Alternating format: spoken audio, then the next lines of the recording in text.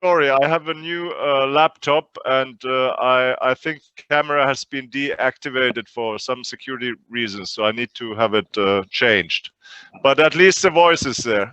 Okay, good. Maybe I think we sent the link to Tim, but if you don't mind, we could go and maybe start with this. And 1 second, I'm trying to see if there's a way I can help with the video. So I know you're very busy because maybe of the time you could just go and start and hope next time we'll have in person when there's no COVID. Absolutely. Thank you, and good afternoon to the ambassador in Stockholm as well. I would like to thank you for all the help and support you provided to us for our visit, which was really a success. I think it was a great success even. And excellent. And yes, indeed. So let me just start by saying that it's a great privilege and pleasure for me to be here at the Kigali Foreign Affairs Council. As I mentioned, I recently visited Rwanda with the delegation from. It was a mixed delegation. We had colleagues from Helsinki participating. We had the ambassador and the deputy from our embassy in Dar es Salaam, which is in charge of Rwanda, and we had trade expert from our embassy in Nairobi. And the aim of our visit was to deepen the already excellent relations between Finland and Rwanda. A visit amidst the global COVID pandemic, of course, shows also the emphasis we are giving to our relations between Finland and Rwanda. It was a full program. We had the honor of meeting His Excellency the Foreign Minister Vincent Biruta, as well as the Minister for Trade and Industry.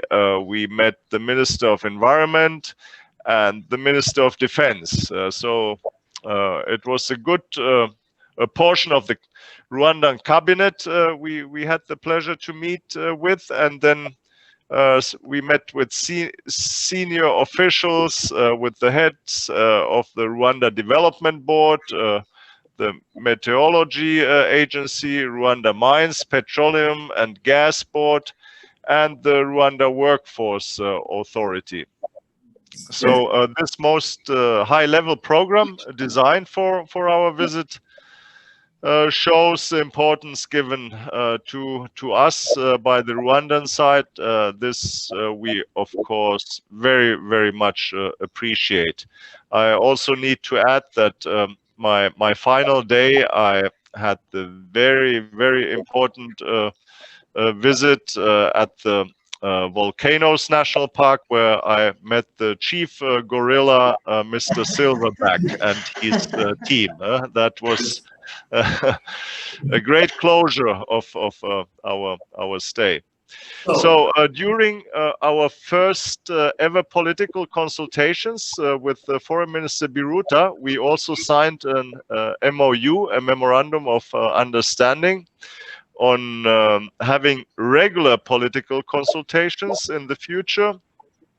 The scope of this MOU is rather general, as it was agreed that areas of cooperation can be mapped out jointly in the more precise way as we proceed with developing our relations. But potential areas can be discussed in more detail also during this webinar. However, what is important is that both Finland and Rwanda want, there's a commitment to deepen not only our political relations and continued cooperation in the multilateral fora, but also to seek to enhance bilateral trade and interinstitutional cooperation. As I mentioned, meteorology, and geology are potential areas for this cooperation. We had a commercial expert from Business Finland participating in our delegation, as we are planning mutual business delegation visits further down this year. Hopefully the pandemic permits this. First would be from Rwanda to Finland, and then later another business delegation from Finland to Rwanda. A separate memorandum of understanding on trade cooperation is being planned as well. Maybe as an example, I can I close soon, but as an example, I can mention that we conveyed also an invitation to the Rwandan government. I mean, as an example of an area where we can cooperate. We conveyed an invitation to the Rwanda government to join the coalition of finance ministers for climate action. This is something we have launched with Chile some years ago, and it has proven a very successful tool and platform to battle climate change. And your Minister of Environment, she expressed interest in joining this initiative. And yes, I think circular economy was also an area of great potential, as was innovation and technology. But I'll stop my introductory remarks here, and we can continue with questions and the discussion. Thank you very much. Thank you very much, sir. It's so good to have you. Just before I continue, I jump to a conversation. One thing I want to remind everybody. Please, we'll have 10 minutes at the end. Please send questions, and we'll try to ask as many as possible. And second, I want to welcome Ambassador of Rwanda to Finland. Thank you very much for joining us, Ambassador of Finland for Rwanda, based in Tanzania. Thanks for joining us. And the second, you already answered most of my questions already. Let me just ask you this. Last week, or this week, we hosted the Nobel Prize winner, and he asked me when I told him I'm asking you, and he asked me this question. I would love to know what do you think. What's makes the relation between Finland and Rwanda unique?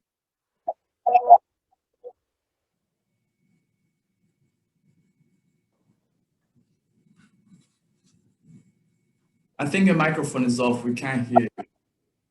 Yes, sorry. I was saying that your voice at the end was a little bit blurry. So could you please repeat the last part? Thank you. My question was, what makes the relationship between Finland and Rwanda unique? Yes, well, this is quite a philosophical question, but I think it's based on shared interests and also shared values and a shared somehow a shared profile. As I outlined those areas where we see a potential convergence of interest, they are quite forward looking. They are avant-gardist. We both countries, Rwanda and Finland, we strive to create a better world and fight the existing global problems like climate change. And we are relatively small countries, so we need to be innovative. I think innovation is very strong in Rwanda. And you are ready to invest in future technologies, and there we can support you. And well, I think you get my meaning. We are both striving to develop ourselves and our region, and by extension to contribute to the global good. Thank you. So we'll come back to something a little bit. Questions, looking what Rwanda has achieved in the last 26 years, which is very remarkable. What lessons the world can learn from Rwanda in your view? The lesson we can learn from Rwanda is, I think, it's quite striking. We can learn that even in the deepest, darkest hour, there is some light, that there is a return, and that healing and reconciliation have a place, and that you can come back even stronger from the worst experience. I think this is clearly connected. It is a unique feature in your history. It hopefully will not repeat itself anywhere, and we can learn from Rwanda's experience. Yes. I leave it at there. Yeah. You already answered the question. I was going to ask you about what's the new areas of cooperation between both countries and what's the direction would look like moving forward. But you already answered that. But let's move a little bit on the continent in Africa in general. I know from my understanding, there's already ongoing discussion and consultation within your government, the parliament, and even actually the African diaspora on the Finland Future Africa Strategy. Could you talk a little bit, why does that look like, the Finland Future Africa Strategy? Yes, thank you for raising this. It is one of our government program's foreign policy priorities. We are at the final stage of completing the work of Africa strategy, and Ambassador in Stockholm, you should be prepared for a launch. We are planning to have a virtual launch addressing our African partners with the introduction of the strategy. And I'm not going to elaborate too much on it, but what I wanted to convey is that this strategy is based rather on partnership than on donor and recipient nature. And I think we are avant-gardist with Rwanda in this sense, that we have an equal partnership emerging. Thank you. And what's your priorities in Africa? What are you looking to achieve in Africa? I think what we are looking to achieve is you have to distinguish between several levels. We have some global common problems which we need to work together to solve, but then we have a lot of bilateral issues with positive potential, and we need to develop those. So it's more trade, it is more human interaction. We have, yes, unlimited opportunities. Thank you. So I had a chance to see your Prime Minister speaking in New York at Columbia University, and I was very fascinated. One of the few things she touched on, which she came back on her speech at the United Nations event last year in July, when she said the European stand as an example of how countries become stronger through cooperation. I want to touch this on a global level. How important is multilateralism now, after we saw what happened, COVID happened, and you used to be ambassador at the United Nations? So I was very interested to hear your thought on this. Yes, again, a good question you raised. Multilateralism is something we advocate very strongly, and I remember from my time in New York that we had a good cooperation with my Rwandan colleague Valentina, who is still there. And I think the fact that the new US administration is also more committed to the rules-based international order and multilateralism gives us more opportunities. And there, I think we need to work between Finland and Rwanda. We have many potential fields. Peacekeeping is one. Rwanda is a very committed peacekeeping nation. So are we. We have more than 70 years of experience in peacekeeping, which we are happy to share. Development is another sector. The sustainable development goals are important for our future, and there we can cooperate. I mean, again, there are many areas. Thank you. So let's touch a little bit of what's happening, I mean, with the pandemic now, with COVID-19.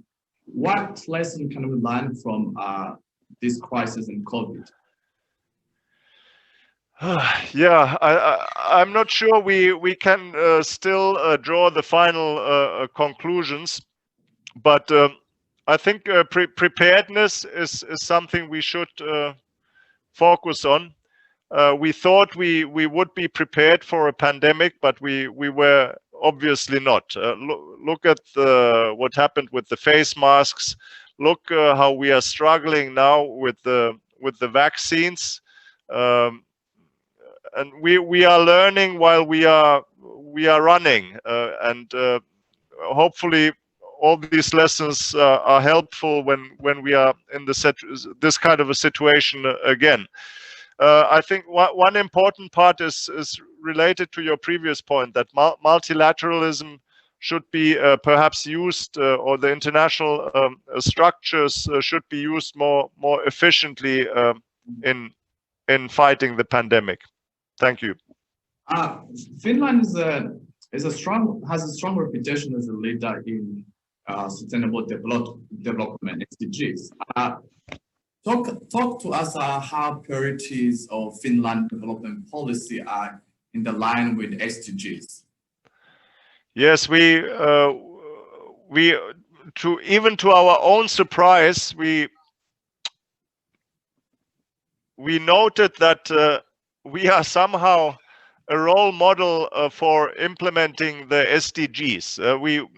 And I think what the recipe of our success is that we manage to make them popular and socialize them throughout the society. It is not only the government which is implementing the SDGs.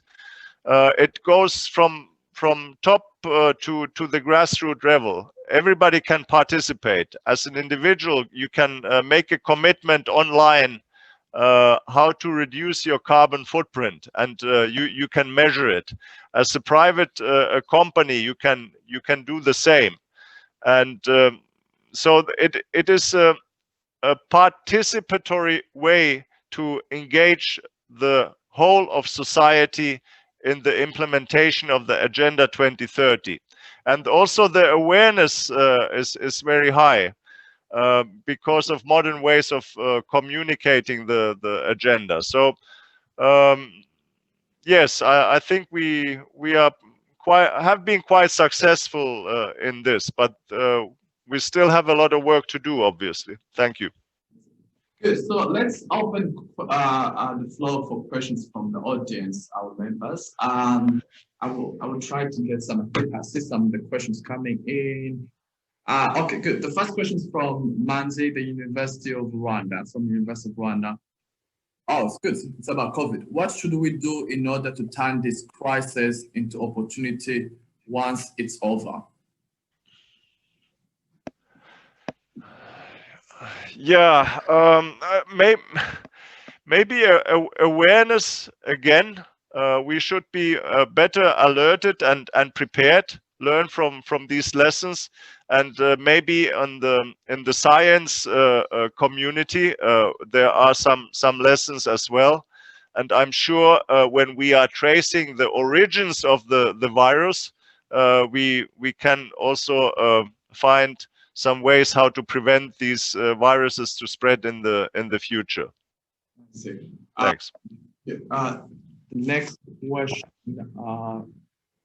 is from David. What kind of business opportunities are there for Finnish company in Rwanda and for Rwandan companies in Finland? I think your strengths are mining. One of your strengths is mining, and what we can offer you in that sector is a clean technology for mining, and I think there's room for cooperation in that field. We have also invested a lot in circular economy, which is based on the idea or the concept of recycling and borrowing and renting and leasing in order to reduce production and in order to increase sustainability. So as a concept, I think this would also fit Rwanda quite well. I think these are a couple of examples, but then I think tourism is very strong in Rwanda, and the potential of tourism between our countries hasn't been exhausted fully yet, and there are probably many other areas as well. Thank you. The next question is from Ungari.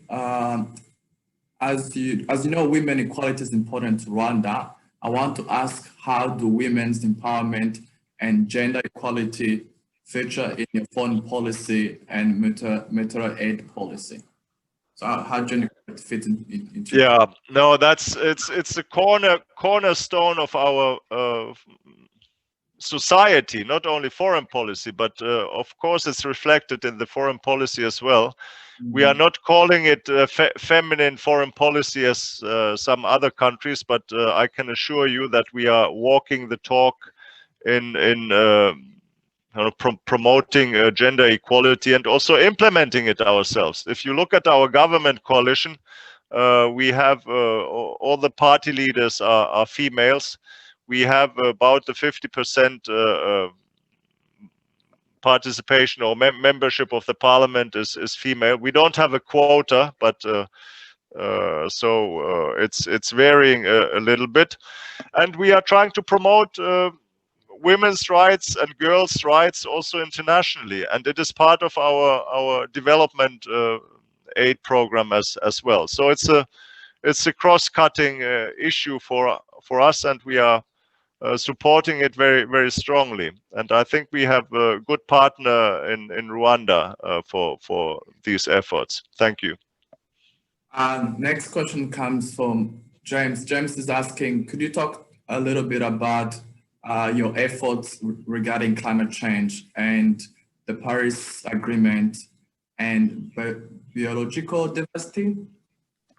Yeah, well, we are Nordic and partly even Arctic countries, so our biodiversity is a bit different from Rwanda's.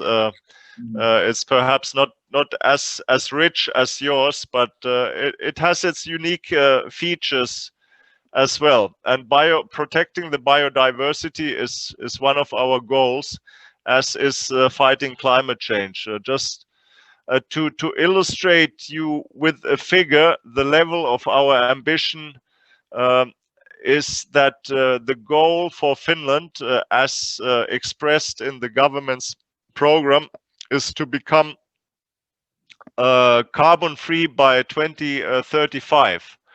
This is only 14 years from now, so it's a very ambitious goal, and we are trying to restructure our society and industry accordingly.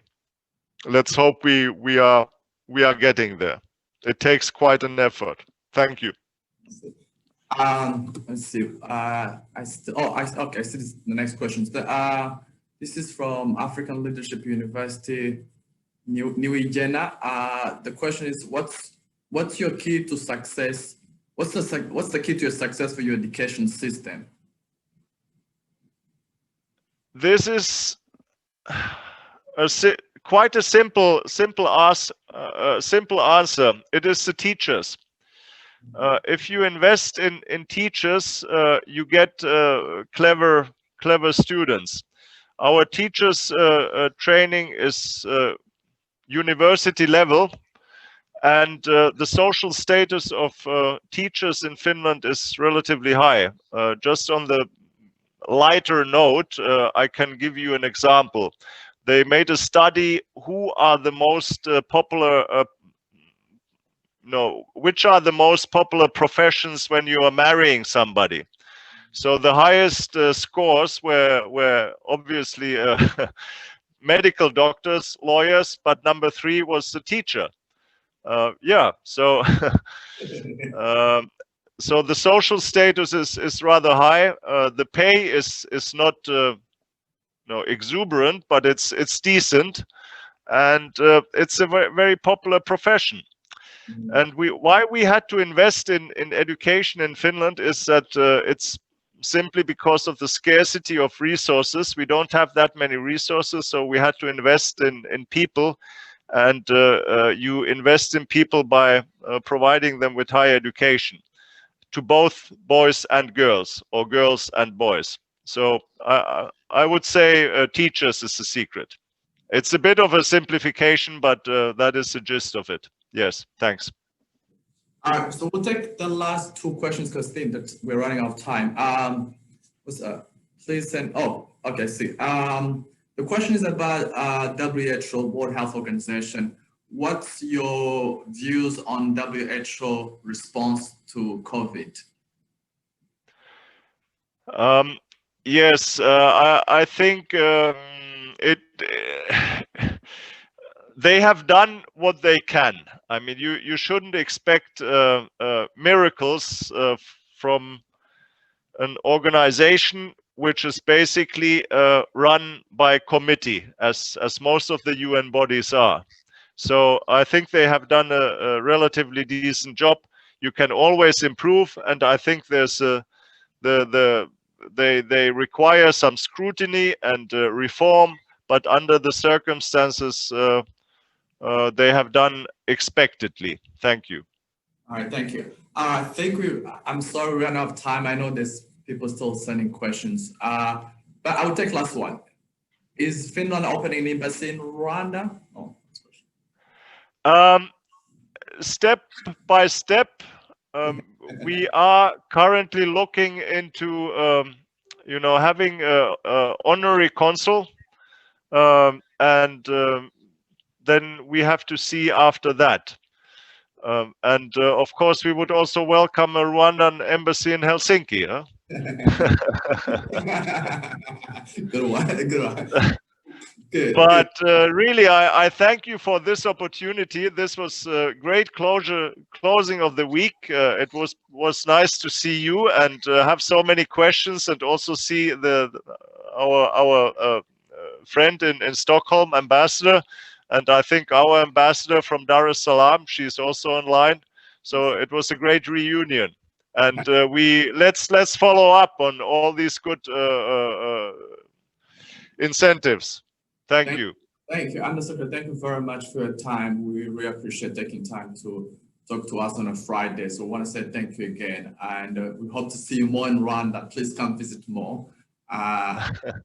Ambassador Christine could highlight that. And I want to say, Ambassador Christine, thank you for joining us. And the ambassador in Tanzania, thank you very much. And everybody, happy Friday. Stay safe. Let's fight COVID. And thank you very much, and have a wonderful one. Thank you. Fantastic. Thank you very much. Bye-bye. Bye. Thank you.